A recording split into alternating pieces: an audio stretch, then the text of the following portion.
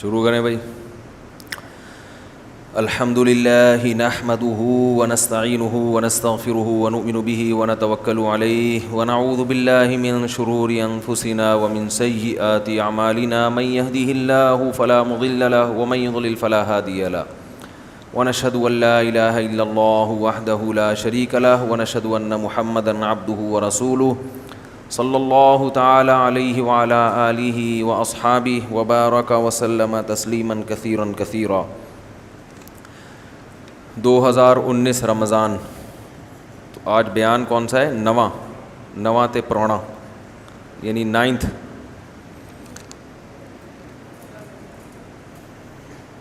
کل میں نے تھوڑا سا رسول اللہ صلی اللہ علیہ وسلم کی سیرت پر بیان کیا تھا کہ جہاد کا پس منظر کیا ہے، کس طرح سے آپ صلی اللہ علیہ وسلم پر ظلم ہوا اور کس طرح پھر اسلام میں لڑائیاں ہوئی ہیں. وہ پورا پس منظر ذہن میں ہونا ضروری ہے، کیونکہ آج لوگ ایک طعنہ دیتے ہیں کہ اسلام کس سے پھیلا ہے؟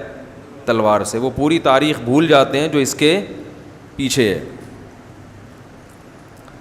جو لوگ یہ کہتے ہیں نا اسلام تلوار سے پھیلا ہے، ان سے کہیں کہ اب کیوں پھیل رہا ہے اتنا ہے بھائی؟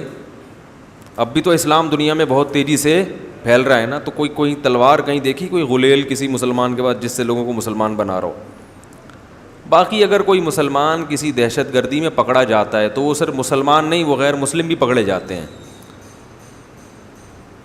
جیسے اس کی مثال ایسے ہے کہ اگر آپ نے دیکھا ہوگا مسجد میں چپل چوریاں ہوتی ہیں کہ نہیں ہوتی؟ میری جتنی چوریاں مسجد میں چپل جتنی مسجد میں چوری ہوئی ہیں نا، کتنی کہیں بھی نہیں ہوئی.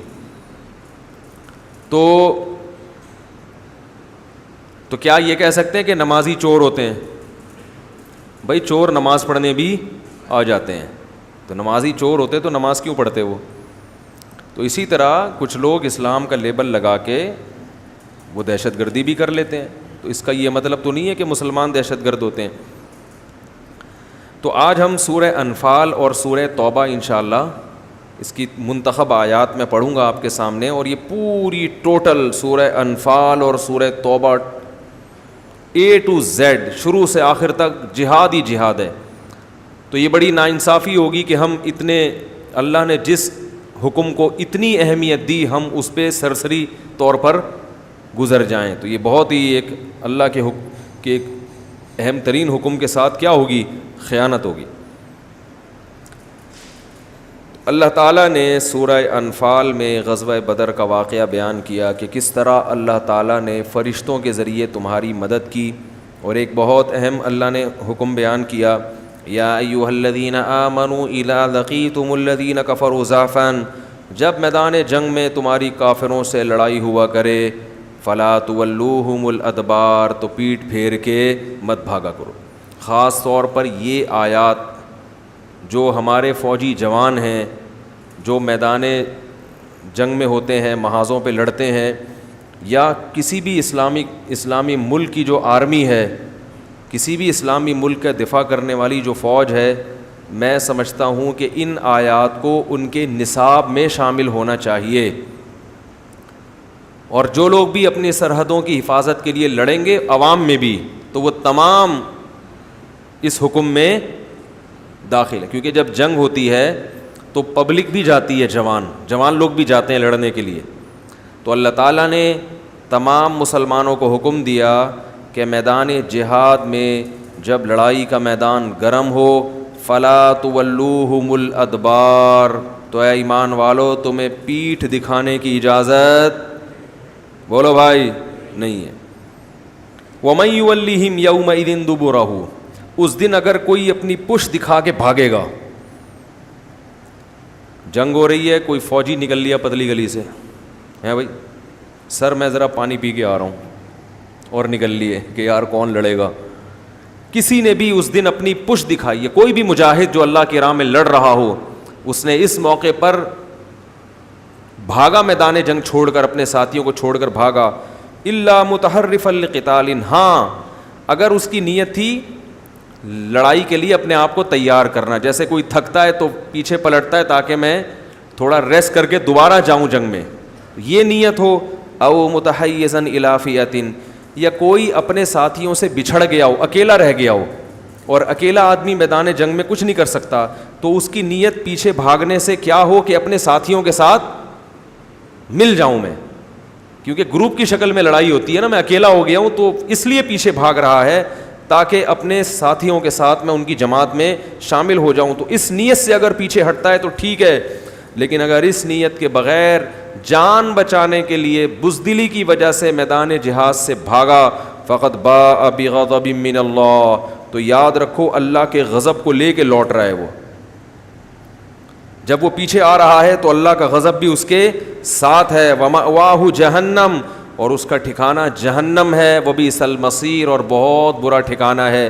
اس حال میں اگر موت واقع ہو گئی تو یہ موت بدترین موت، جیسے شہادت کی موت سب سے افضل ترین موت ہے اسلام میں، تو اسی طرح پیٹھ پھیر کے بھاگتے ہوئے جو موت آئے گی وہ سب سے بری موت ہے. اس سے بہتر تھا کہ جاتا ہی نہ. تو یہ اللہ نے ان آیتوں میں مسلمانوں کو بہت اہم حکم دیا. اور اللہ نے صحابہ کرام کو اپنی نعمت بیان کی ہے. وَاذْكُرُوا إِذْ أَنْتُمْ قَلِيلًا مُسْتَضْعَفُونَ فِي الْأَرْضِ، ایک وہ وقت تھا جب تم قلیل تھے، زمین میں کمزور تھے. آج دیکھو کتنا بڑا لشکر ہے تمہارے ساتھ. تو یہ اللہ کی نعمت ہے، اس پر اللہ کا شکر ادا کرو.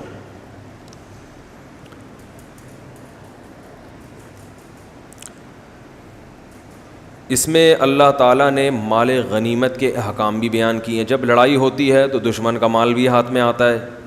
تو جب کسی اسلامی ملک کی غیر مسلم ریاست سے لڑائی ہوگی تو جو کچھ بھی دشمن سے ہاتھ آئے گا تو وہ کسی بھی مجاہد کو اپنی جیب میں ڈالنے کی اجازت نہیں ہے، اس پہ غنیمت کے احکام جاری ہوں گے. فَإِنَّ لِلَّهِ خُمُسَهُ وَلِلرَّسُولِ، اللہ اس کے رسول کے لیے پانچواں حصہ. تو جب اللہ اس کے رسول کا نام لیا جاتا ہے تو مراد اس سے ہوتا ہے غربا اور مساکین کے لیے. تو وہ اللہ اس کے رسول کی طرف نسبت کر دیتے ہیں کہ یہ اللہ اس کے رسول کا ہے. تو مراد کیا ہوتا ہے؟ غربا اور مساکین. تو وہ غنیمت کے تفصیلی احکام وہ میں بتاؤں گا تو بہت ٹائم ہو جائے گا. تو مال غنیمت کا بھی تقسیم کا بھی شریعت نے ایک طریقہ بیان کیا ہے. پھر اللہ نے فرمایا یا ایھا الذین آمنوا، اے ایمان والو، اذا لقیتم فئۃ، جب تمہاری ملاقات ہوا کرے کسی جماعت سے. اب دیکھو اللہ تعالیٰ کیسے الفاظ استعمال کر رہے ہیں، ملاقات. حالانکہ ملاقات تو ہوتی ہے اور بھائی کیا حال ہے، السلام علیکم، طبیعت ٹھیک ٹھنڈی والان خادے ٹول جوڑ تروڑ سنگے مڑور، یہ ہوتی ہے ملاقات. لیکن یہاں کیا مراد ہے؟ کیا ہو گیا؟ میدان جنگ میں دشمن سے، اس کو بھی اللہ نے ملاقات سے تعبیر کی ہے. جیسے ہم کسی کو بڑے دھمکی دیتے ہیں نا، کہتے ہیں اچھا ٹھیک ہے کل انشاءاللہ آپ سے رنگ میں ملاقات ہوگی. تو وہ ملاقات وہ والی نہیں ہوتی جو عید بقرعید پہ ہوتی ہے. یہ بھی ایک قرآن کی بلاغت ہے کہ ہمارے لیے یہ جنگ ایسے ہے جیسے ملاقات ہو رہی ہے. چلو جی یہاں نہیں تو بارڈر پہ ملتے ہیں چل کے. یہاں ہم تمیز سے مذاکرات کی میز پہ بات کرنا چاہ رہے تھے، تم یہاں آئے نہیں تو بارڈر پہ کچھ ہیلو ہائے ہو جائے. سمجھ رہے ہیں؟ بارڈر پہ کیا ہو جائے؟ ہیلو ہائے ہو جائے، کچھ ملاقات ہو جائے. تو اللہ فرماتے ہیں کہ جب تمہاری ملاقات ہو کسی جماعت سے، یعنی جنگ ہو جائے، فَاثْبُتُوا، تو ثابت قدمی دکھاؤ، وَاذْكُرُوا اللَّهَ كَثِيرًا، اور اللہ کا ذکر کثرت سے کرو. میدان جہاد میں ذکر کی اہمیت عام حالات سے زیادہ ہے. یہ جو نعرہ تکبیر لگایا جاتا ہے میدان جنگ میں، اللہ اکبر، اس کی بھی کثرت کرنی چاہیے. اور ویسے بھی چلتے پھرتے اللہ کا ذکر کثرت سے کرنا چاہیے. اور یہ بھی اللہ نے حکم دیا کہ لا تنازعوا، آپس میں اختلاف مت کرو، فتفشلوا، اس سے تم بکھر جاؤ گے، وتذهب ريحكم، تمہاری قوت ٹوٹ جائے گی. تو اگر کسی ملک سے تمہاری لڑائی ہو رہی تو پوری قوم کو ایک پلیٹ فارم پہ جمع ہو جانا چاہیے. اس میں سارے اختلافات کو بولو بھائی بھلا دینا چاہیے. اور جو ماتحت لوگ ہیں ان کو اپنے امیر کی اور کمانڈر کی اطاعت کرنی چاہیے. ایسا نہ ہو امیر کمانڈر کہہ رہا ہے جاؤ لڑو، وہ کہہ رہا ہے کیوں بھائی وہاں کیوں، ادھر بھیجنا چاہیے آپ کو مجھے، وہ والا مورچہ ادھر تو کوئی نہیں بھیجا، آپ اس کو وہاں بھیج دیا اور اپنے خالو کو ادھر تشکیل کر دی، اور جو ہے نا میں چونکہ غیر ہوں تو مجھے ادھر ٹرانسفر کر رہے ہو میرا. یہ چیزیں نہیں، یہ بھی ہوتا ہے نا سب کچھ. تو سمجھ رہے ہیں؟ اللہ فرماتے ہیں اطاعت کرنی ہے. اگر تم نے اطاعت نہیں کی تو تمہاری ہوا اکھڑ جائے گی, یعنی تمہاری طاقت اور قوت برباد ہو جائے گی. وَاصْبِرُوا, اور صبر کرو اس اطاعت پر, کیونکہ بعض دفعہ کمانڈر یا امیر ایسی بات کا حکم دے دیتا ہے جو تمہیں ناگوار گزرتی ہے, تو ناگوار ہونے کے باوجود تم نے اس کو فالو کرنا ہے اللہ کو راضی کرنے کے لیے. منافقین کا بیان کیا کہ غزوہ تبوک کس میدان غزوہ تبوک کا آگے تفصیل سے ذکر ہے کہ منافقین, غزوہ تبوک جو ہوئی تھی نا اس میں بہت لمبا سفر تھا اور گرمیاں تھیں شدید اور کھجور کے باغات پکے تیار تھے. اب کتنی بڑی آزمائش ہے, پورے سال کی محنت اب رنگ لا رہی ہے اور شدید گرمی, اور حکم دیا جا رہا ہے جہاد میں نکل جاؤ. کیسی قربانیاں ہیں صحابہ کرام کی, آپ دیکھو.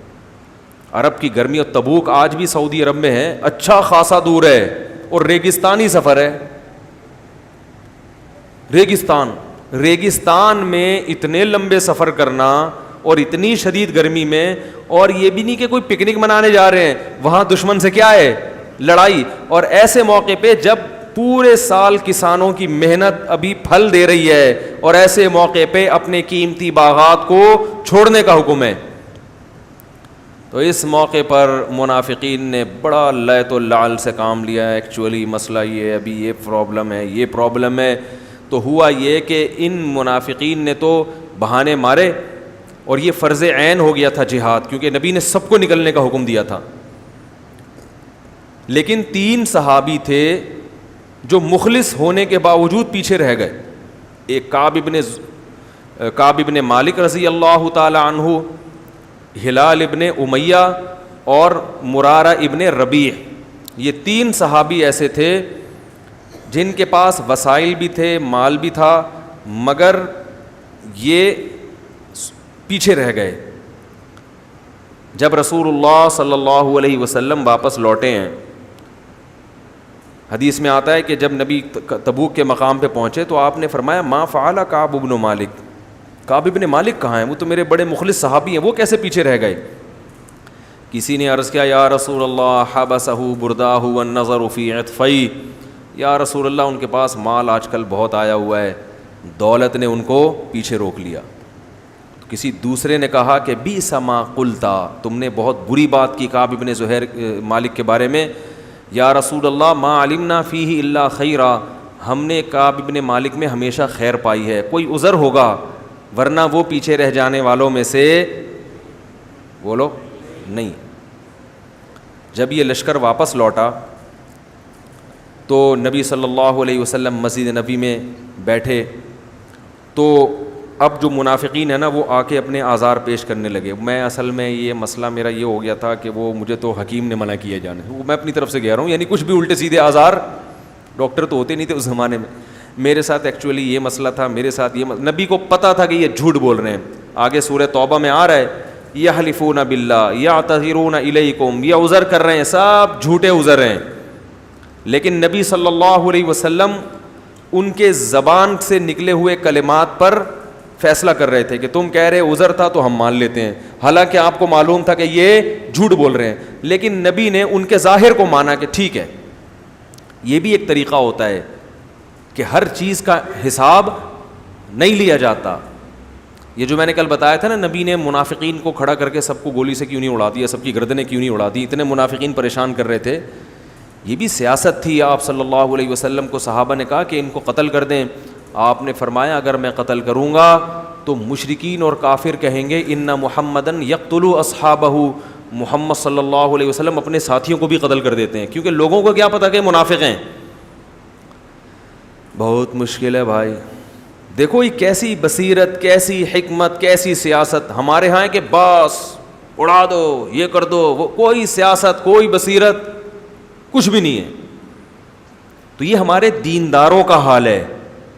نبی نے فرمایا میں اگر ان کو قتل کروں گا تو مجھے پتہ ہے نا کہ منافق ہیں, اور آپ کو پتہ ہے, کافروں کو تھوڑی پتہ ہے. ان کا اسلام میں داخلہ رک جائے گا. وہ کہیں گے بھائی یہ تو بڑے سخت لوگ ہیں, ان کو تو اپنے ساتھیوں سے کبھی کوئی تھوڑا سا مسئلہ ہو تو گردن اڑا دیتے ہیں, تو ڈر جائیں گے, اسلام میں داخلہ نہیں ہوگا, اس سے گویا اسلام بدنام ہوگا. تو یہ بھی کیا تھی نبی صلی اللہ علیہ وسلم کی سیاست, اور ہمیں سیرت سے یہ چیز بھی سیکھنی چاہیے کہ ہر صحیح کام کرنے کا نہیں ہوتا, اس میں گراؤنڈ ریئلٹی کو دیکھنا پڑتا ہے, دائیں بائیں دیکھنا پڑتا ہے, اس کے اثرات کیا پڑیں گے, افورڈ کر سکتے ہیں کہ نہیں کر سکتے. اڑا دو, یوں کر دو, اس کو فتویٰ دے دو ممبر پہ بیٹھ کے, ٹھیک ہے نا, حق بیان کر دو ڈنکے کی چوٹ پہ, جو ہوگا دیکھا. ابے اس کے اثرات کیا پڑ رہے ہیں لوگوں پہ ہیں تو کچھ بھی نہیں دیکھتے, اور حق پرست عالم سمجھتے ہیں اس کو جو ڈنکے کی چوٹ پہ بیٹھ کے سب بیان سب بتا دے. ایک دفعہ میں نے کہا سب, ایک صاحب مجھے کہنے لگا سب بتا دو مفتی صاحب. میں نے کہا سب بتا دیں, ہاتھ پاؤں کٹوا دیں, اپنے نہیں آپ کے, ٹھیک ہے. تو عالم وہ ہوتا ہے جو حکمت, مصلحت, حق بات کس وقت کہنی ہے اور کس انداز سے کہنی ہے, کون سا موقع ہے, اس موقع پر یہ کہنا بھی ہے کہ نہیں کہنا. بیگم پہلے ہی جلی بھنی بیٹھی ہے اور آپ نے اس کو اسی وقت بیٹھ کے نماز روزے کی تبلیغ کرنا شروع کر دی, وہ مانے گی؟ وہ کہے گی میں پیسے مانگ رہی ہوں اور ادھر کیا زکوٰۃ پر پورا بیان چل رہا ہے. آج کیا ہوا, میں جامعۃ الرشید میں ریکارڈنگ کروا رہا تھا, 11واں پارہ تھا پتہ نہیں 10واں, تو میں اس کا خلاصہ تیار کر رہا تھا نا دماغ میں, میرا دماغ پورا ادھر لگا ہوا. تو میرے ساتھ ایک دوست گئے تھے قاری صاحب, وہ بیٹھے ہوئے مجھے سمجھا رہے ہیں, مفتی صاحب دیکھو اللہ آپ سے بڑا دین کا کام لے رہا ہے, اور یہ جو ہے نا آپ جو قرآن کا خلاصہ پیش کر رہے ہو اس کی قدر کرو, یہ بڑا اللہ آپ سے کام لے رہا ہے. اب بار بار میرا دماغ ادھر, پھر میں ادھر آؤں, یار میں یہ خلاصہ تیار کر رہا ہوں. تو پھر وہ مفتی صاحب دیکھو اس پہ اللہ کا شکر ادا کرنا چاہیے, محنت کرنی چاہیے, چھوڑ نہیں دینا چاہیے, یہ کام شکر ادا کرنا چاہیے, جو شکر کرتے ہیں اللہ ان کو نوازتا ہے. پھر میں ادھر, اب وہ ٹائم ہو رہا ہے 6 بجے لائیو چلتا ہے نا, پھر میں ادھر, اب میں پھر جب دوسری دفعہ میں نے کہا قاری صاحب پہلے مجھے بیان کرنے دو, پھر انشاءاللہ آپ کا بیان میں تفصیل سے سنوں گا. پہلے میں ایک دفعہ بیان کر لوں, پھر اس سے زیادہ لمبا بیان میں آپ کو یہاں بٹھا کے میں انشاءاللہ ڈیٹیل میں. تو مطلب یہ تھا کہ یہ اچھی بات ہے, مگر یہ ابھی اس کا موقع, ابھی ایک آدمی دیکھ رہے ہو مصروف ہے اور جو ہے وہ ایک پریپریشن میں لگا ہوا ہے, تیاری میں لگا ہوا ہے, وہ خلاصہ تیار کر رہے ہیں, اور آپ اس کو بیٹھ کے چاہے اپریشیٹ ہی کر رہے ہیں, چاہے تعریف ہی کر رہے ہیں, کچھ بھی کر رہے ہیں, لیکن ابھی یہ موقع نہیں ہے. تو میں نے جب ان کو یہ کہا نا, میں نے کہا ایسا ہے کہ پہلے میرا ہو جائے پھر میں آپ کا سن لوں گا. تو وہ ایک دم کلا بازی کھا کے ہنسے اور وہ مغرب تک ہنس رہے تھے, مغرب میں ملا پھر بھی ہنس رہے ہیں, کہہ رہے آپ نے جو تنبیہ کا جو اسٹائل تھا نا, وہ اسٹائل بڑا مزیدار تھا. تو غصے میں کوئی بیٹھا ہوا ہو, آپ نے اس وقت جا کے اس کو سمجھانا شروع کر دیا, نماز پڑھا کرو, زکوٰۃ دیا کرو. وہ کہے گا میں پیسے مانگنے آیا ہوں, قرضہ مانگ رہا ہوں, اور تو کیا کر رہا ہے. تو ہمارے ہاں اس چیزوں کا خیال نہیں کیا جاتا.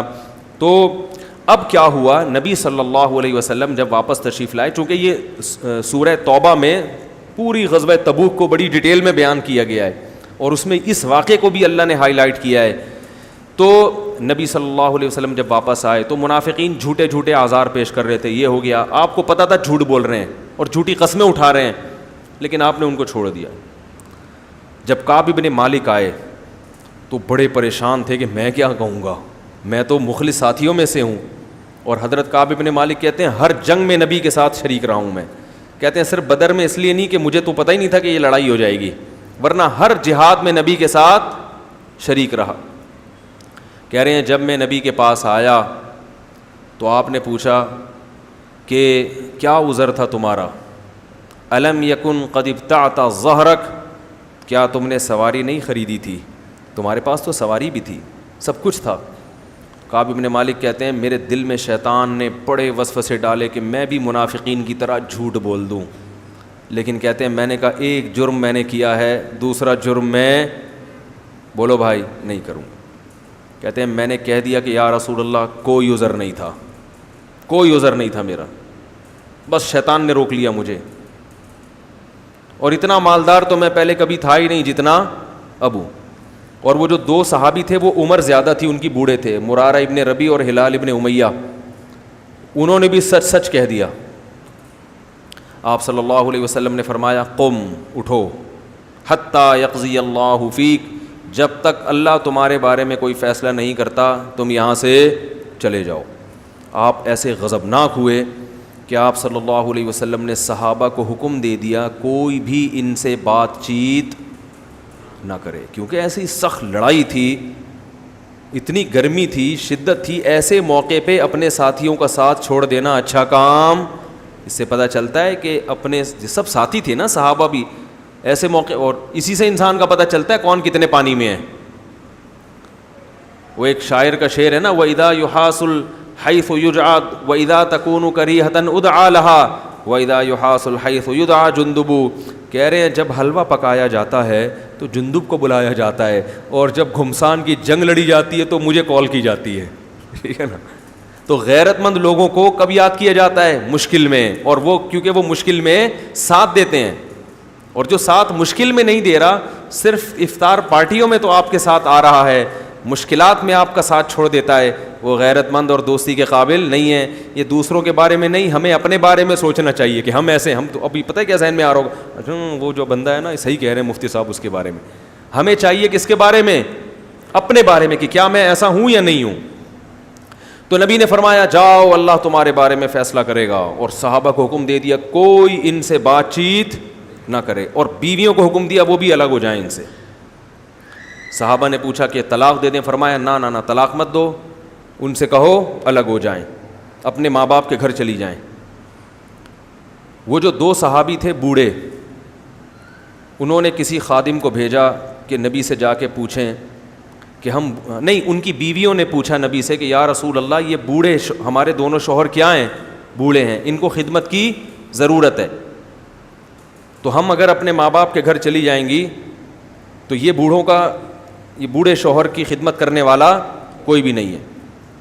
تو نبی نے حکم دیا کہ ٹھیک ہے تم گھر پہ رہو مگر یہ تمہارے پاس نہ آئیں.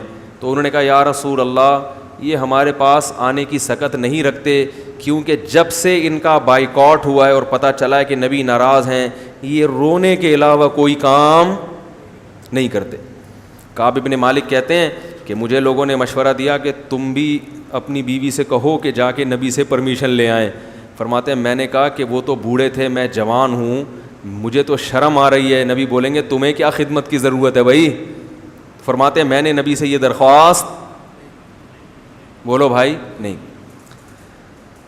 کہتے ہیں 1 دن 2 دن 3 دن 4 دن ایسی حالت ہو گئی کہ جس کا قرآن نے ذکر کیا ہے سورہ توبہ میں, ضاقت علیہم الارض بما رحبت, زمین اپنی کشادگی کے باوجود ان پر تنگ ہو گئی. فرمایا میں بازاروں میں نکلتا, لوگ مجھ سے منہ پھیر لیا کرتے تھے. 1 دن 2 دن 3 دن 4 دن 5 دن, کہتے ہیں ایسا لگتا تھا کہ میں زمین کیا ہو گئی ہے.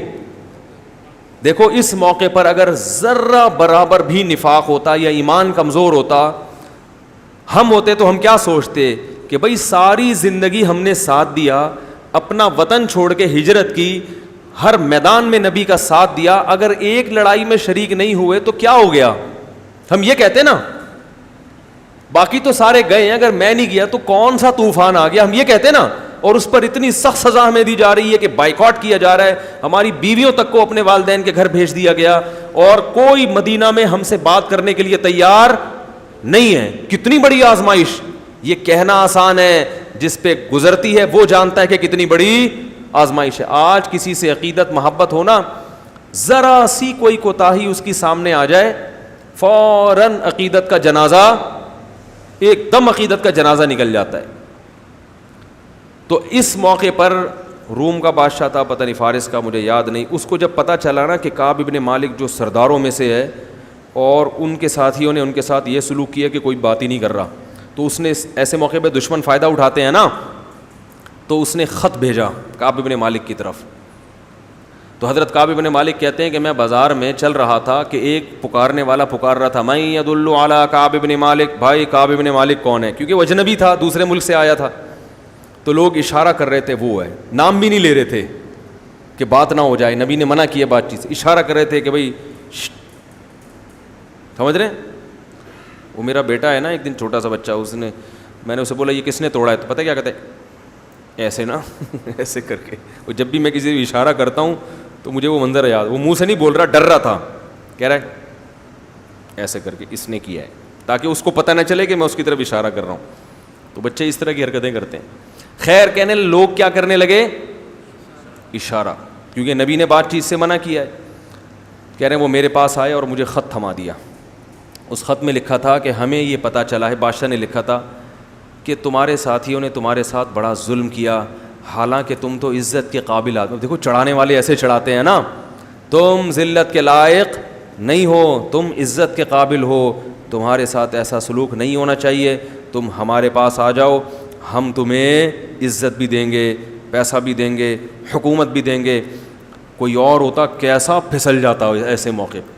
کعب بن مالک کہتے ہیں میں نے اس خط کو ایسے کر کے پھاڑا اور میں نے کہا جیسے ایک آزمائش میرے اوپر آئی تھی، اب یہ اللہ کی طرف سے ایک آزمائش میں ناکام ہوا تو اتنی سزا مل رہی ہے اللہ کی طرف سے. وہ سمجھتے ہیں یہ سب کس کی طرف سے ہو رہا ہے؟ اللہ کی طرف سے. انہوں نے کہا یہ اتنی بڑی آزمائش، پھاڑ دیا اس خط کو. کہتے ہیں پھر وہی کوئی بات ہی نہیں کر رہا.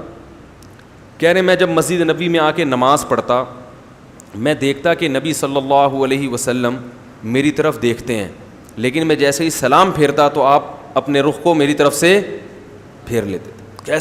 کیسا شاک گزرتا ہوگا. یہاں تک کہ 40 دن اسی حال میں گزر گئے. جب 40 دن گزرے ہیں تو حضرت کعب بن مالک، کیونکہ مسجد نبی سے گھر تھا آپ کا دور، تو فجر کی نماز اپنے گھر کی چھت پہ پڑھ رہے تھے. ادھر نبی صلی اللہ علیہ وسلم کو نماز میں وحی ہوئی کہ اللہ نے کعب بن مالک اور باقی 2 صحابہ کی توبہ قبول کر لی ہے. تو آپ نے جیسے ہی سلام پھیرا، آپ نے صحابہ سے کہا کہ کعب بن مالک اور ساتھیوں کو خوشخبری دے دو کہ اللہ نے تمہاری توبہ، بولو بھائی، قبول کر لی. صحابہ یہ خبر سن کے اتنا خوش ہوئے، جیسے کوئی خوشخبری ہوتی ہے تو ہر آدمی چاہتا ہے کہ میں پہلے بتا دوں نا بھائی، اس ساتھی کو میں پہلے اطلاع دوں. تو وہ کہتے ہیں، کعب بن مالک خود بیان کرتے ہیں کہ میری طرف دوڑے. کہتے ہیں ایک نے کیا کیا، اس نے کہا دوڑنے سے بہتر ہے میں تیز رفتار گھوڑے کی پشت پہ سوار ہو کے جاؤں گا اور سب سے پہلے کعب بن مالک کو خوشخبری. تیسرے صحابی نے کیا کیا کہ گھوڑے کی رفتار سے زیادہ آواز کی رفتار ہے، وہ فوراً پہاڑ پہ چڑھ کر کعب بن مالک کے گھر کی طرف رخ کیا اور زور سے آواز ماری، یا کعب بن مالک ابشر، اے کعب بن مالک اللہ کی طرف خوشخبری قبول کرو. کہتے ہیں میں ابھی مصلی پہ بیٹھا تھا، وہ کیونکہ کان الصوت اسرع من الفرس، آواز کی رفتار گھوڑے کی رفتار سے، یہ خود صحابی کا بیان ہے، کہتے ہیں آواز کی رفتار گھوڑے کی رفتار سے تیز ہوتی ہے. تو وہ ان صحابی نے نا اپنے شوق میں، جیسے ہوتا ہے نا کسی کو اطلاع دینی ہوتی ہے تو بھائی چڑھ کے آواز لگا دو تاکہ وہ گھوڑے میں جو ہے نا پہنچنے سے پہلے میری آواز پہنچ جائے. کہتے ہیں میں نے جب پہاڑ پہ آواز سنی کہ اے کعب بن مالک خوش ہو جاؤ، بس اتنی، میں سمجھ گیا کہ میری توبہ قبول ہوگی. میں فوراً دوڑا نبی صلی اللہ علیہ وسلم کی طرف مسجد نبی میں.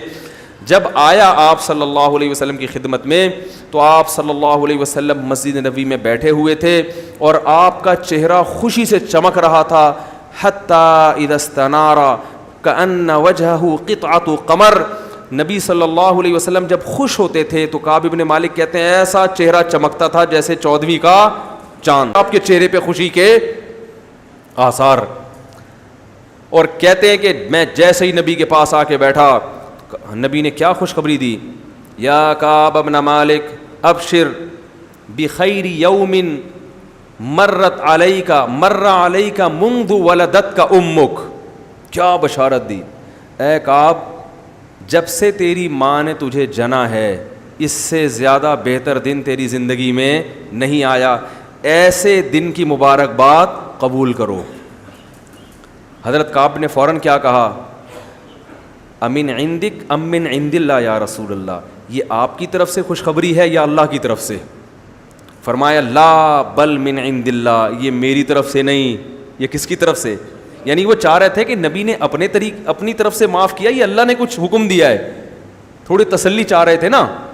تو نبی نے کیا فرمایا، من عند اللہ، یہ معافی کس کی طرف سے ہے؟ پکا کام ہوا ہے، پکا. کہتے ہیں نا سپریم کورٹ کا فیصلہ ہے بھائی، یہ اس کو چینج نہیں کیا جا سکتا. یہ کس کا فیصلہ ہے؟ اللہ کا. کیسے خوش ہوئے کعب بن مالک، فوراً کہا یا رسول اللہ جس اللہ نے میری توبہ قبول کی ہے، میری توبہ کی تکمیل یہ ہے کہ جس مال نے مجھے جہاد سے روکا سارا مال صدقہ، زیرو ہو جاؤں گا میں، سب کس کے حوالے؟ آپ کے حوالے، جہاں چاہیں خرچ کریں۔ نبی نے فرمایا نا نا نا نا نا، ایسا نہ مت کرو، ٹھیک ہے نا، کچھ روکو اور کچھ سارا صدقہ کر دو گے۔ نبی تو اپنے ساتھیوں پہ خیر خواہ بھی تھے نا، ہم ہوتے ہم کہتے ہیں لیا لیا لیا، ہم کیا کہتے ہیں ابھی جو جیسے چندہ مانگنے والا جو ہوتا ہے نا، وہ دیکھتا ہے لوگوں کو گرم کر کے ابھی نکال لو، ٹھیک ہے نا، چاہے وہ بعد میں جا کے رو رہے ہوں یار سارے پیسے تو چندہ مانگنے والے کو جا کے دے آئے۔ اور وہ تو غربا پہ صدقہ کر رہے تھے۔ یا رسول اللہ سارا مال، یہ ہوتی ہے توبہ کی تکمیل۔ ہم لوگ توبہ کرتے ہیں، پتہ ہے کیسی توبہ؟ ہماری توبہ بھی ایسی ڈھیلی ڈھالی اور کمزور ہوتی ہے کہ تبھی وہ گناہ بار بار ہو رہا ہوتا ہے توبہ کرنے کی۔ کوئی نہ صدقہ ہوتا ہے ہم سے، گناہ کا جو چیز سبب بنی تھی اس سبب کو بھی نہیں چھوڑتے۔ صحابی نے کہا یہ مال سبب بنا ہے نا جہاد سے روکنے کا، تو یہ مال اب میں نہیں رکھوں گا، یہ سارے باغات جو اس زمانے کی کروڑوں کی مالیت ہوگی سب صدقہ۔ فرمایا نا نا نا، سب نہیں، کچھ صدقہ کرو، غالباً 1/3 کا حکم دیا کہ 1/3 صدقہ کرو۔ تو کعب ابن مالک کہتے ہیں کہ میں نے عزم کر لیا کہ اللہ نے مجھے سچ کی وجہ سے نجات دی ہے تو میں زندگی میں کبھی بھی جھوٹ نہیں بولوں، اللہ سے ایگریمنٹ کیا۔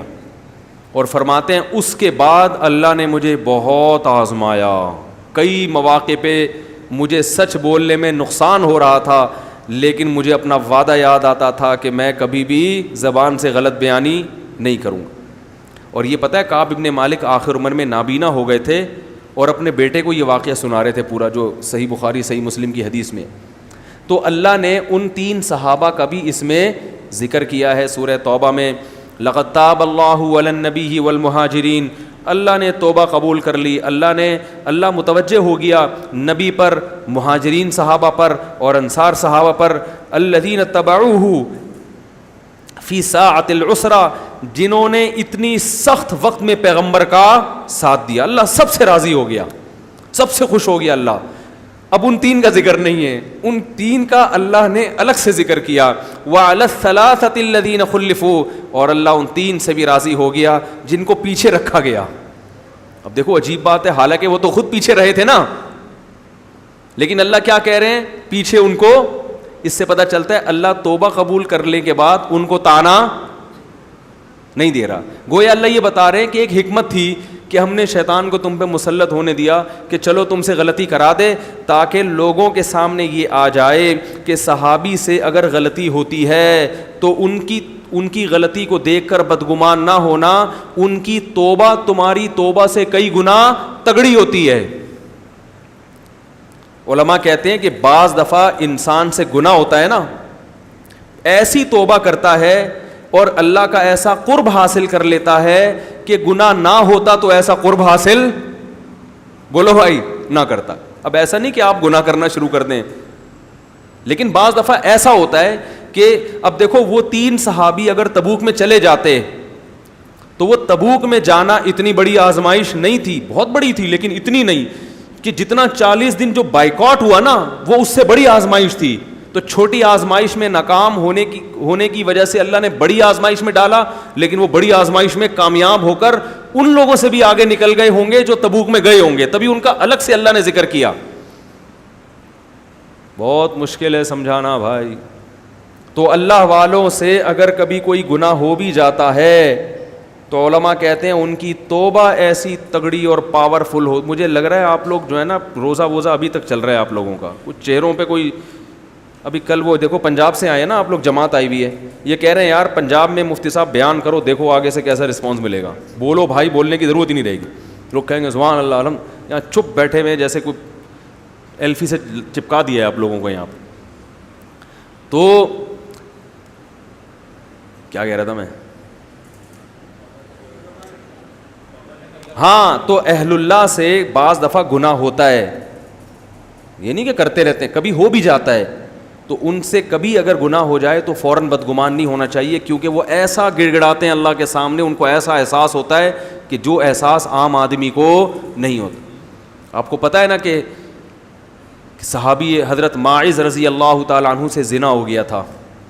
نبی کے پاس آئے, یا رسول اللہ میں شادی شدہ ہوں, مجھ سے زنا ہو گیا ہے, مجھے سزا دیں, میں چاہتا ہوں دنیا میں پاک صاف ہو کے جاؤں. کیسی توبہ ہے بھائی, ان کو پتہ ہے پتھروں سے مارا جائے گا.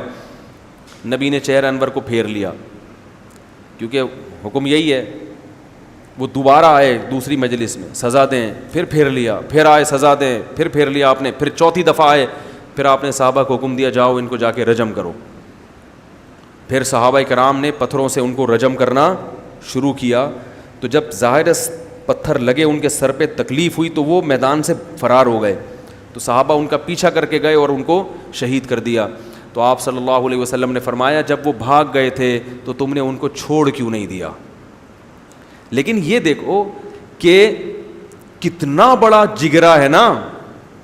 اب اگر کوئی ان کے زنا کو دیکھے کہ شادی شدہ ہو کے زنا کیا, یہ معاذ اللہ یہ ہوتے ہیں صحابہ, تو بھائی ایسی توبہ کوئی کرتا ہے؟ اور یہ تو چلو مرد تھے, مرد کا دل مضبوط ہوتا ہے. جوہینہ قبیلے کی ایک عورت نبی کے پاس آئی, صحیح بخاری صحیح مسلم کی حدیث ہے.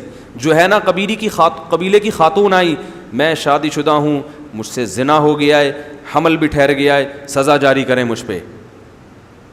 آپ نے چہرے کو پھیر لیا, دوبارہ آئیں, پھر پھیرا, تیسری بار. اگر ہوتا ہے نا وقتی جوش بعض دفعہ چڑھ جاتا ہے تو دوبارہ تھوڑی آتی, کہتے بھائی نبی نے تو چہرہ پھیر لیا, نبی جب سزا نہیں دینا چاہ رہے تو میں کیوں آؤں. نبی بار بار اعراض کر رہے ہیں کہ جاؤ یہاں سے, مجھے نہیں بتاؤ کہ تم نے گناہ کیا ہے, مطلب یہ کہ بس اللہ سے توبہ استغفار کرو. بار بار آ رہی ہیں, ایک فکر لگی ہوئی ہے کہ پتہ نہیں یہ میری توبہ جاندار ہے بھی یا نہیں ہے. تیسری چوتھی دفعہ آئی تو آپ نے صحابہ کو حکم دیا. پھر آپ نے فرمایا کہ ابھی تمہارے پیٹ میں بچہ ہے, تمہیں ہلاک کریں گے وہ بھی ضائع ہو جائے گا, اس کا تھوڑی قصور ہے کوئی. بچہ پیدا ہو گیا, کتنا ٹائم لگتا ہے, پھر آئیں, اب تو بچہ پیدا ہو گیا. فرمایا ابھی تو بچے کو تمہاری ضرورت ہے, ابھی تو تم اس کو دودھ پلا رہی ہو, تمہیں مارنے سے کس کا نقصان ہے. تو جب تقریباً 7 سال کا ہو گیا نا بچہ, کتنا یعنی ایک ہوتا ہے نا وقتی جذبات میں آ کے تو دیکھا وہ لوگ عشاء سے لے کے فجر تک عبادت میں لگے رہتے ہیں. جیسے لوگ جب چلہ 4 مہینے لگا کے آتا ہے نا کوئی تبلیغ والا, تو تبلیغ والوں کو دیکھو 4 مہینے لگا کر رہتا ہے, ایسا نیک, ہم جیسے نالائقوں کی بات کر رہا ہوں میں, ایسے نیک, ہر دفعہ بھائی دین ہمارے اندر آیا ہے, تمہارے اندر آ جائے. 4 مہینے کے بعد پھر آہستہ آہستہ مسالہ اترنا شروع. جب آتا ہے تو ایسا لگتا ہے امام مہدی بس ابھی آنے ہی والے ہیں, اتنے نیک لوگ. اور پھر تھوڑے دنوں میں مسجدوں سے شارٹ. تو وقتی جوش تو ہر ایک کا ہو جاتا ہے. صحابیہ پھر بچے کے ہاتھ میں روٹی پکڑا کے لائیں, یا رسول اللہ اب یہ خود کھاتا ہے, اب اسے میری ضرورت نہیں ہے. آپ نے حکم دیا کہ رجم کیا جائے, رجم کیا گیا. تو پھر نبی نے حکم دیا کہ میں نماز جنازہ پڑھاؤں گا ان کی. صحابہ نے کیا, یا رسول اللہ ایک زانی عورت کا آپ نماز جنازہ پڑھا رہے ہیں جس نے زنا کیا, بدکاری کی. حضرت عمر نے بھی اشکال کیا. نبی نے فرمایا لقد تابت توبۃ لو قسمت بین 70 من اہل المدینہ لوسعتہم. اے عمر ایسی توبہ کی ہے کہ اگر 70 کبیرہ گناہوں کے مرتکب لوگوں میں اس کی توبہ تقسیم کر دی جائے تو 70 لوگوں کی مغفرت کرنے کے لیے اس ایک عورت کی توبہ کافی ہے. تو کیسے نماز جنازہ, اتنی مبارک عورت ہے. تو پتہ یہ چلا کہ کسی کا صرف گناہ نہیں دیکھا جاتا, اس کی توبہ بھی دیکھی جاتی ہے. اور اسی طرح یاد رکھو کہ ہر آدمی کو ایک لاٹھی سے مت ہانکا کرو. بعض اداکارائیں ہیں جن کی زندگی بڑی فحاشی میں گزری, بعض ایکٹر ہوتے ہیں بڑی برائی میں زندگی گزری, اب وہ تھوڑا سا دین کی طرف آ رہے ہیں, کچھ پرانے جراثیم باقی ہیں, کچھ اچھی چیزیں پیدا ہو گئیں, تو لوگ ان پرانے جراثیم کو تو ہائی لائٹ کرتے ہیں. اب دیکھو ابھی بھی چہرہ کھول کے میک اپ کر کے ٹی وی میں آ رہی ہے, ارے پہلے ڈانس کرتی تھی, اب کم از کم سر پہ دوپٹہ رکھ لیا, تو خوشی مناؤ نا کہ چلو پہلے سے کیا ہو گیا. اب آپ اس کو قیاس کر رہے ہو کسی عالمہ پر, کسی مفتیہ پر, کہ وہ ان کے تو کبھی ناخن بھی نظر نہیں آیا اور اس کے صرف دوپٹہ پہن کے آ رہی ہے. تو ہر ایک کو ایک لاٹھی سے, ہر ایک کے الگ ہوتا ہے نا, وہ جس ماحول میں رہے ہیں اس ماحول میں, تو یہ بھی بڑی غنیمت ہے. تو پازیٹیو سوچ کو معاشرے میں پروموٹ کرنا چاہیے.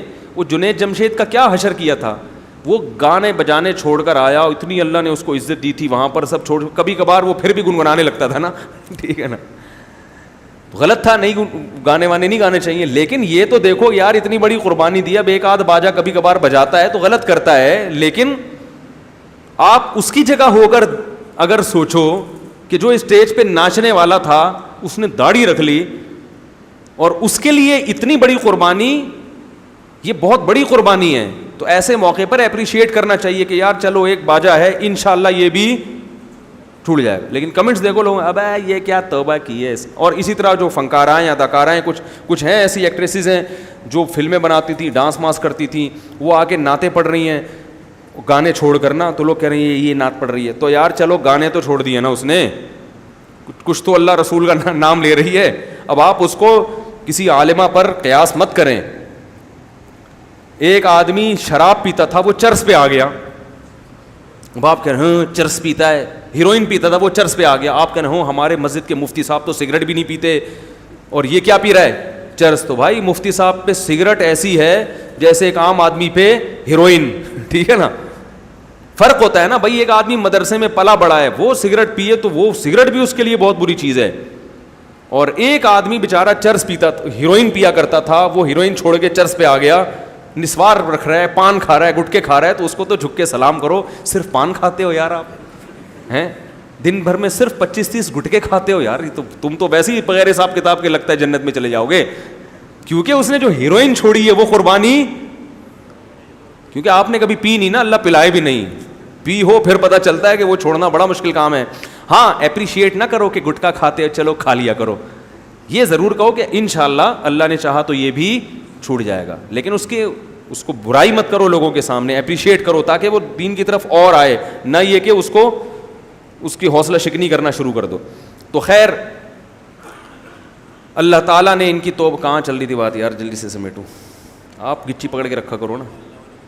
ہاں تو توبہ جیسے ان تینوں صحابی کو جو اللہ نے آزمایا وہ تبوک سے زیادہ آزمایا, تو اللہ نے تمام صحابہ کی تعریف کی جو بھی تبوک میں گئے تھے, لیکن ان کی الگ سے تعریف کی. وَعَلَى الثَّلَاثَةِ الَّذِينَ خُلِّفُوا, اور ان 3 لوگوں کی بھی اللہ نے توبہ قبول کر لی جن کو پیچھے رکھا گیا تھا. حالانکہ وہ پیچھے خود رہے تھے نا, لیکن اب اللہ تعالیٰ گویا ان کو طنز نہیں کر, تانا نہیں دے رہے کہ گویا وہ کسی حکمت سے پیچھے رکھ لیا تھا تاکہ امت کے سامنے صحابہ کا یہ پہلو بھی تو آئے, امت کو اس سے بھی تو سبق ملے کہ اگر کبھی تم سے غلطی ہو جائے اور بڑوں کی طرف سے سزا ملے تو اس سزا کو ٹھنڈے پیٹوں برداشت کر لیا کرو. اس سزا کی وجہ سے منفی سوچ کو جنم نہ دینے دو, پازیٹو سوچ کو جنم دو, تو اس سے فائدہ کیا ہوگا, اللہ اور اونچا مقام دے دے گا.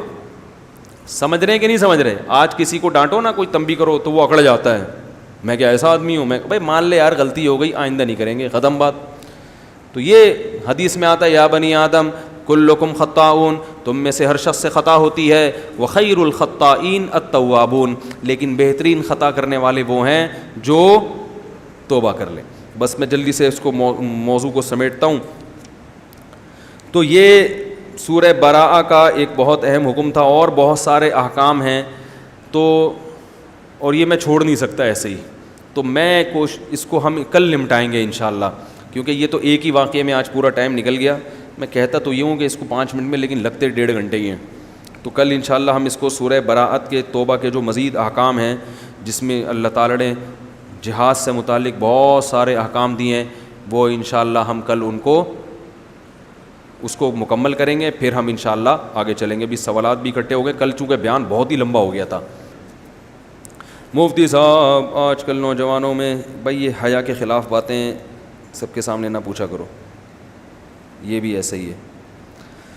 مریم ایجوکیشن سسٹم معمار والا جو کہتے ہیں مفتی طارق مسعود ہمارے لیگل ایڈوائزر ہیں, وہ زکوٰۃ مانگ رہے ہیں, کیا ان کو دینا جائز ہے؟ آپ کا نام بھی لیتے ہیں. بھائی میرے نام سے کوئی بھی زکوٰۃ جمع کر رہا ہے تو میں اس کا قطعاً ذمہ دار نہیں ہوں. میں ان کو جانتا ہوں, برے لوگ نہیں ہیں, لیکن زکوٰۃ, صدقہ, فطرانہ, چندہ, یہ میں کئی دفعہ پہلے بھی اعلان کر چکا ہوں کہ میرے نام سے کوئی بھی یہ کر رہا ہے تو میں قطعاً اس کی ذمہ داری نہیں لیتا. میرا اگر کوئی پرانا یوٹیوب پہ کلپ موجود ہے, کسی بھی حوالے سے اس میں چندے کی اپیل کی گئی ہے کسی اور کے لیے, تو وہ اپیل بھی منسوخ. اب کسی کو میری طرف سے اجازت نہیں ہے کہ میرا کوئی پرانا چندے کا کلپ وہ چلائے. اگر کسی نے میرے ذریعے سے تعاون کرنا ہے تو ڈائریکٹ میرے ہاتھ میں پکڑائے گا تو میں ذمہ دار ہوں گا, کسی اور کے ہاتھ میں پکڑائے گا تو اپنی ذمہ داری پہ، میں اس کا ذمہ دار نہیں ہوں۔ میرے والد کی سگی خالہ نے میرے والد کو دودھ پلایا ہے، سگی خالہ نے میرے والد کو دودھ پلایا ہے، ہاں زکوٰۃ دے سکتے ہیں ان کو، کہہ رہے میں اپنی سگی خالہ کو زکوٰۃ دے سکتا ہوں۔ دودھ والے رشتوں کی وجہ سے زکوٰۃ وہ نہیں ہوتی، ویسے بھی سگی بہن کو زکوٰۃ دے سکتے ہیں۔ زکوٰۃ صرف ابا اماں کو نہیں دے سکتے، اپنی اولاد کو نہیں دے سکتے، میاں بیوی ایک دوسرے کو نہیں دے سکتے، باقی سب ایک دوسرے کو دے سکتے ہیں، ساس کو بھی دے سکتے ہیں۔ کتنی زبردست بات بتائیے نا، پھر بھی آپ لوگ کو مزہ نہیں آیا یار، پنجاب والے ہوتے خوشی سے بے ہوش ہو جاتے۔ اگر داڑھی رکھنے میں حسن ہے تو لوگ اس کو ناپسند کیوں کرتے ہیں؟ داڑھی رکھنے میں حسن ہے لیکن لوگوں کی فطرت انگریز نے چینج کر دی ہے۔ دیکھو کتے بلی کھانا یہ انسان کی فطرت ہے، اس میں گھن آتی ہے کہ نہیں آتی؟ لیکن چائنا والے کباب بنا کے کتے جتنے شوق سے کھاتے ہیں بکرے اتنے شوق سے نہیں کھاتے۔ تو اب اگر چائنا کا ہر جگہ غلبہ ہو گیا اور کچھ وقت وہ آپ کو کھلاتے رہے تو آپ بھی کہو گے کہ کتے سے کس کو گھن آتی ہے بھائی؟ کتے سے تو کتے کو ہی گھن آئے گی، یعنی آپ کی نظر میں وہ کتا ہوگا، حالانکہ کتے سے صرف کتے کو گھن نہیں آتی۔ تو وہ بلی بھی کھا رہے ہیں، چوہے بھی کھاتے ہیں۔ تو مرد کا حسن اللہ نے داڑھی میں رکھا ہے۔ دیکھو جتنے نر ہیں نا اللہ نے خوبصورت پیدا کیے ہیں بالوں کی وجہ سے۔ ببر شیر کے چہرے پہ کیا ہوتے ہیں؟ بال، اور شیرنی کے، اب ببر شیر اٹھے صبح گیتی لے کے وہ پھاوڑا لے کے اور وہ کیا ہے یار جیسے ایک دم نیٹ کلین، تو تھوڑے دنوں میں ایسا ہوگا کہ پھر شیر یہ کام شروع کر دیں گے اور ان کی فطرت کیا ہو جائے گی؟ ببر شیر کا تو مطلب کیا ہے؟ اب دیکھو مور کو اللہ نے بال دیے ہیں بڑے لمبے خوبصورت، مورنی کو نہیں دیے۔ اب مور کہے یار جیسے مورنی بالکل ایسے نیٹ کلین ہے تو میں بھی ایسا ہی ہو جاؤں، تو تھوڑے دنوں میں اس کی فطرت کیا ہو جائے گی؟ چینج۔ سرخاب کے کیا ہوتے ہیں؟ پر ہوتے ہیں، سرخاب کی مادہ کے پر نہیں۔ مرغا دیکھ لو نا، مرغا کلغی ہوتی ہے، بڑے بڑے بال ہوتے ہیں۔ تو اللہ نے مرد کو بالوں سے زینت دی ہے، اور سر کے بال بھی ہونے چاہیے۔ میں نے تو ایک مجبوری میں ٹنڈ کرائی ہے کہ میں اگر ٹنڈ نہ کراتا تو ویسے ہی فارغ البال ہو جاتا۔ میرے بال دماغی کام کی وجہ سے بہت تیزی سے گر رہے تھے، ٹنڈ کرا دی، بال نکلنا الحمدللہ شروع ہو چکے ہیں۔ بہت جلد آپ کو خوشخبری سنا دی جائے گی انشاءاللہ۔ تو جو ہے نا اللہ نے مرد کو اور عورت کو سر کے بالوں میں حسن رکھا ہے۔ عورت کے جتنے لمبے بال ہوں اس میں نسوانی حسن اور زیادہ لگے گا، تو اس کی فطرت بھی چینج کر دی، وہ بال کٹا رہی ہیں۔ وہ کٹا کٹا کے پرکٹی نہیں ہوتی جیسے چھوٹے چھوٹے بال، عجیب وحشت ہوتی ہے ان کے چہروں پر، وہ حسن نہیں ہوتا، لیکن چونکہ فیشن بن گیا تو اسی جو ہے نا، دیکھو اگر عورت کے سر کے بالوں میں اتنا حسن نہ ہوتا تو مرد کی نسبت اللہ نے عورت کو اتنے لمبے بال دیے ہی نہ ہوتے۔ یہ دیے اس لیے کہ اس کی تو زلفوں میں اللہ نے حسن رکھا ہے۔ آپ جتنے بھی بال بڑھانا چاہیں نا اتنے نہیں کندھوں تک آئیں گے، اس کے بعد بڑھیں گے ہی نہیں، لیکن عورت کے بال بچپن سے ہی اتنی اسپیڈ سے بڑھتے ہیں۔ اس کا مطلب ہے کہ یہ عورت ہونے کی وجہ سے بڑھتے ہیں۔ تو یہ فطرت غلطی کر سکتی ہے؟ فطرت کے کام تھوڑی غلط ہوتے ہیں۔ پہلے زمانے میں تو عورتیں ایسے سر میں مالشیں کیا کرتی تھی، بال لمبے ہوتے، شاعروں کے کلام میں زلفوں کا تذکرہ بہت ہوتا تھا، زلفوں کا، اپنی محبوبہ کی نا زلفیں ایسی۔ آج کل زلفیں کیا ہو گئی ہیں؟ شارٹ، زلف ہے ہی نہیں ٹھیک ہے، تو شاعری کس پہ گئے شاعر؟ تو یہ سب انگریزوں نے ہمیں غلط لائن پہ لگا دی۔ نبی صلی اللہ علیہ وسلم کے پٹے والے بال تھے، خوبصورت داڑھی تھی، آپ نے فرمایا مونچھیں کم کرو اور داڑھی بڑھاؤ، الٹا کام ہو رہا ہے۔ تو مرد کا اللہ نے اس میں حسن رکھا، عورت کا حسن سر کے بالوں میں، تو وہ سر کے بال کٹا رہی ہیں، مرد چہرے کے بال کٹا رہا ہے، یہ غلط ہے۔ تبھی آپ دیکھ لو جس مرد کے داڑھی ہوتی ہے وہ ایک دم کٹا دے تو بہت ہی عجیب سا لگ رہا ہوتا ہے، ایک دم چہرے کی رونق ختم ہو جاتی ہے۔ تمام پیغمبروں نے داڑھی رکھی ہے، خود ہمارے نبی سے زیادہ کون خوبصورت ہوگا؟ تو جلال ہے اس میں، جلال۔ باقی یہ کہ آج کل خواتین بغیر داڑھی والے کو پسند کیوں کرتی ہیں؟ وہ اس لیے کہ وہ سمجھتی ہیں ماڈرن ہے، یہ زمانے کے حساب سے چل رہا ہے، ورنہ عورت کی فطرت یہ ہے کہ اسے بغیر داڑھی والا مرد پسند نہیں آتا، اسے آدمی پسند آتا ہے جو پراپر آدمی ہو، جس میں مکمل مردانہ علامتیں پائی جائیں, آواز ہو اس کی, چہرے پہ ایک روب ہو, تو اگر وہ کلین شیو ہو جائے گا تو تھوڑی پسند آئے گا اس کو. اب آج کل اس لیے پسند آ رہا ہے کہ وہ سمجھتی ہیں یہ ماڈرن ہے زمانے کے حساب سے, داڑھی والے کو سمجھتی ہیں پرانے زمانے کا آدمی ہے.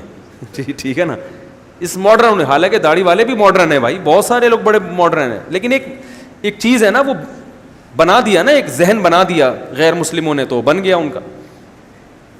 اچھا میرے بھائی داڑھی رکھنا چاہتا ہوں لیکن ہمت نہیں ہوتی, لوگ کیا کہیں گے. بھائی تو کٹانا چھوڑ دے, خود بخود بڑھ جائے گی. چھوڑ دو کینچی لگانا بلیڈ میں, خود بخود کیا ہوگا. تھوڑے دن تک عجیب سی لگتی ہے کیونکہ بے تکے بال بڑھتے ہیں نا, کیونکہ شروع میں آپ شیو کرتے رہے, اب ایک دم سے عجیب سے, تھوڑے دن تک عجیب سے لگے گی. جب وہ برابر ہو جائے گی, ایک وقت کے بعد جا کے رک جائے گی, پھر پراپر اس کو برابر کر دیں تو پھر انشاءاللہ لوگوں کو بھی اچھی لگے گی. نہ لگے تو بھاڑ میں جائیں, یہ لوگ کوئی آپ کے ساتھ قبر میں تھوڑی جائیں گے. ایک انگریز نے جو ہے نا, وہ بچہ گود میں تھا تو وہ نہیں رویا بچہ, تو اس انگریز نے, ایک مولوی صاحب نے بچہ جیسے ہی لیا وہ بچہ رونا لگا. تو انگریز نے کہا دیکھو تم لوگوں سے جو ہے نا یہ بچے بھی ڈرتے ہیں مسلمانوں سے. تو مولوی صاحب نے کہا اصل میں مقصد یہ ہے کہ تمہاری گود میں جب آیا تو اس کو ماں کی ممتا کا احساس ہوا. تو ماں کی گود میں بچہ کبھی بھی روتا, مجھے پاس آیا تو اس کو پتا تھا کسی مرد کی گود میں ہے. ٹھیک ہے نا, تو اس لیے وہ دہشت بیٹھ گئی تھوڑی سی. اور داڑھی کے الٹے سیدھے خط نہ بنایا کرے, اس سے داڑھی کی رونق ختم ہو جاتی. پتہ نہیں منہ پہ کٹورا رکھ کے عجیب عجیب سی چیزیں بنا رہے ہوتے ہیں, یہاں سے باہر, جب چھوڑ دو اس کو اپنے حال پہ. بھائی قدرت نے جس طرح سے آپ کو دی ہے اسی طرح سے رکھو اور اس کو برابر کر لیا کرو. ایک مٹھی کے بعد کاٹنا جائز ہے اس کا, تو برابر, ایسے نہ ہو کہ وہ بالکل ہی جو ہے نا وہ عجیب سے وہ لہرا رہی ہوتی ہے, وہ پھر داڑھی کے ساتھ تھوڑی سی ناانصافی ہے. اللہ تعالیٰ سمجھنے کی, عمل کی توفیق عطا فرمائے. Thanks for watching. Don't forget to like, comment, share and subscribe to Mufti Tariq Masood, famous scholar.